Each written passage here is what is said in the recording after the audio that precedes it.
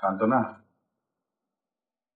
Buckingham প্যালেসের নীল ঘর কিরকম দেখিনি, কিন্তু তোমার কাছে দেখাচ্ছে না একেবারে নীল পুরীর মতো। বাহ বাহ বাহ বাহ বাহ। সারাদিন এই ক্লান্তির পর আপনার কবিত্ব আসে? আসছে শান্তনা, আসছে, একেবারে জোয়ারের মতো আসছে। আমার ভীষণ ঘুম পেয়েছে। কোনো ভয় নেই, তুমি নিশ্চিন্তে ঘুমোতে পারো।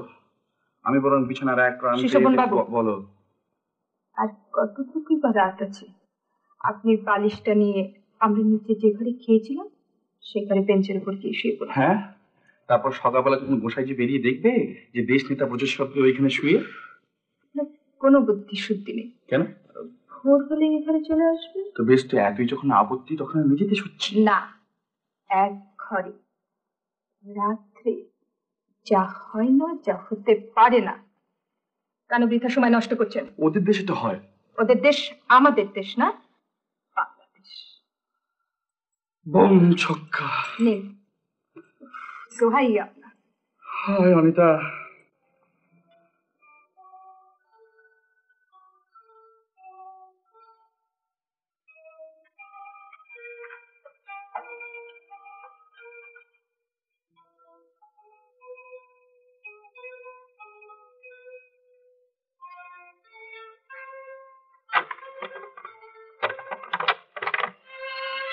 বাবা আবার ডবল তলা।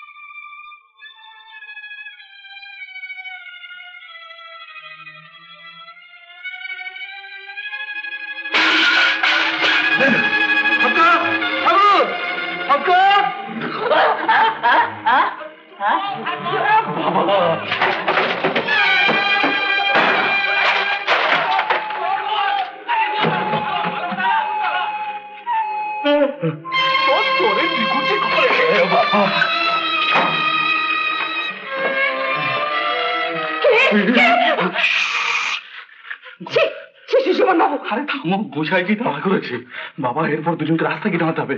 এটা কিন্তু এলো তো এসে পড়ছে, জোরে জোরে নাক ডাকাও।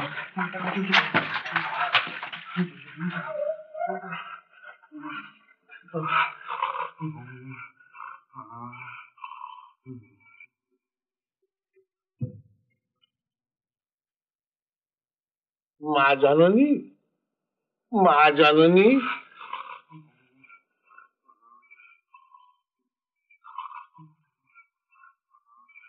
ঘুমিয়ে পড়েছে।